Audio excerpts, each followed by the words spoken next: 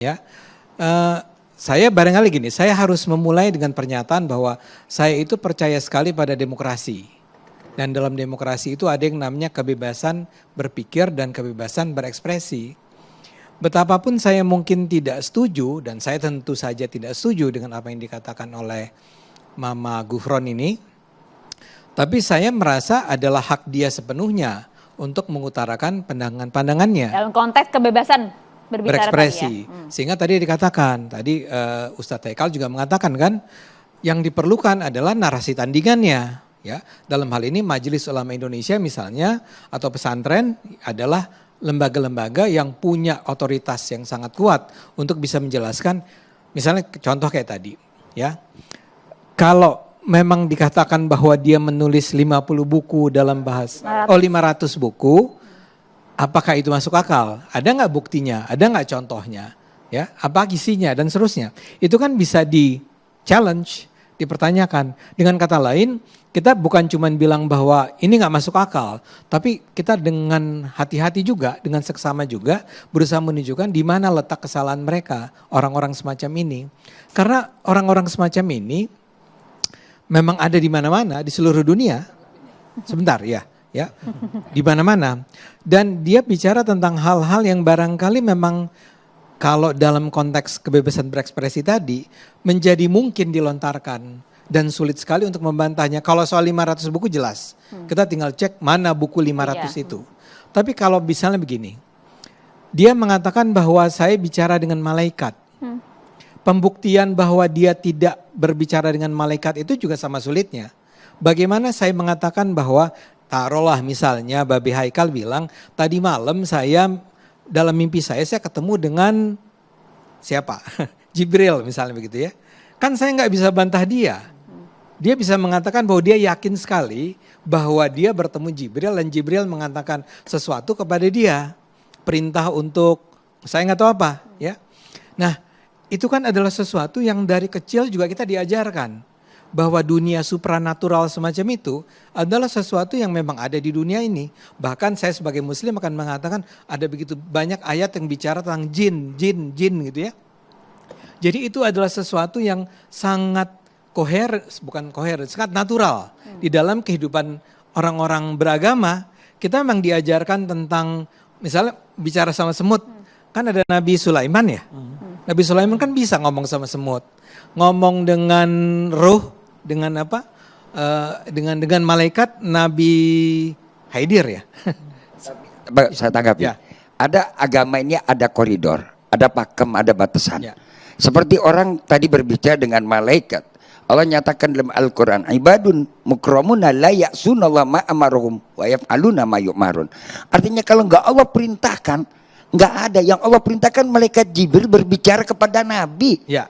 Kalau orang sudah mau berbicara, katakan berbicara dengan Jibril, berarti itu harus setara dengan Nabi dong. Ya, saya mau boleh tanggapi. Boleh silakan. Ya, itu adalah salah satu interpretasi dari Bapak ya. Dan saya hormati. Dan saya juga tidak percaya bahwa si Ustadz Muhammad Gufron ini bicara sama malaikat. Ya, artinya begini. Tapi saya mau bilang bahwa kita kami dari kecil umat Islam juga udah belajar tentang kemampuan kemampuan manusia-manusia istimewa yang kita sebut sebagai nabi untuk bicara sama orang mati, bisa menghidupkan Yesus Nabi Isa kita kan bisa menghidupkan orang mati. Interaksi dengan alam gaib maksudnya. Ya, jadi kan itu adalah kekuatan supernatural. Yang ingin saya katakan, kita sudah terbiasa dengan cerita tentang betapa dunia supernatural adalah sesuatu yang sebetulnya hidup berdampingan dengan kita.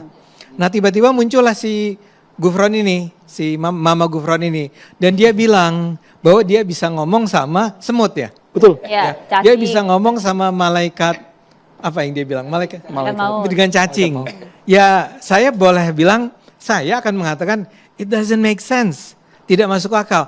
Tapi kalau dia betul-betul percaya bahwa itu bisa terjadi, itu hak dia juga. Dan kalau ada orang-orang dan khawatirnya ada yang kemudian meyakini hal itu. Dalam hal ini menjadi penting bagi kita untuk membiasakan diri untuk berdiskusi. Saya senang kalau misalnya kemudian ada ulama-ulama dari MUI yang memberikan narasi untuk men-challenge kelemahan-kelemahan yang dirasakan disampaikan oleh Mama Gufron.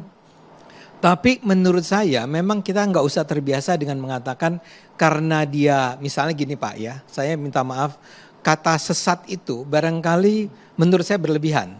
Ya, karena dia membawa konotasi tertentu mengenai orang yang mengutarakannya, bahwa orang itu tersesat kan, bahwa orang itu akan menyesatkan.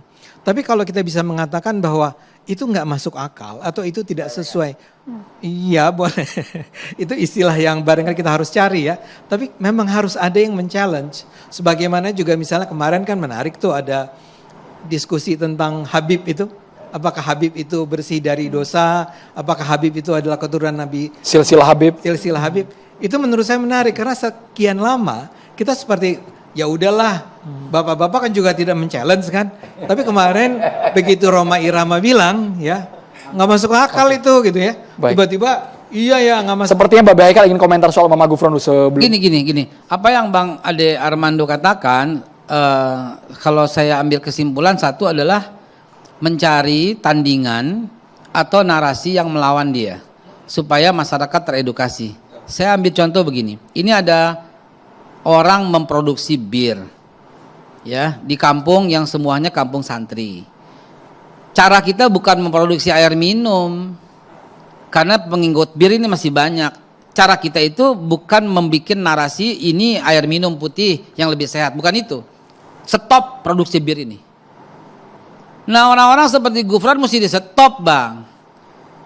Kecuali kalau umpamanya ini narasinya ini narasi mau sholat pakai kunut atau tidak, ini fikih yang berbicara.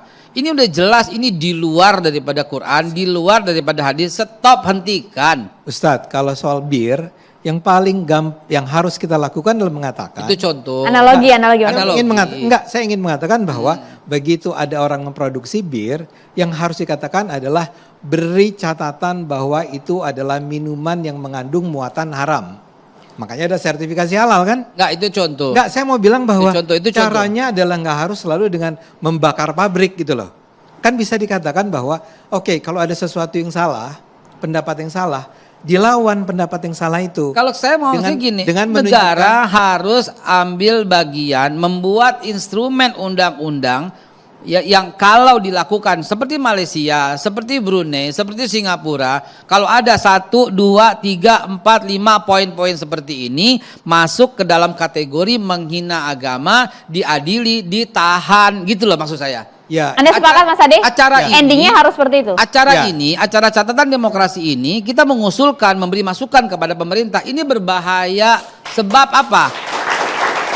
Anak-anak kita dengerin, anak-anak kita wah ini asik, ini ikut.